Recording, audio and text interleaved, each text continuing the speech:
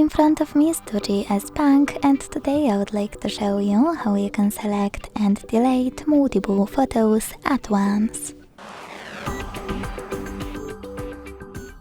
Begin by opening Photos app and tapping on Photos or Collections at the bottom. After finding all of your pictures that you wish to get rid of, hold one of them and use those type of dots at the top right corners to select multiple.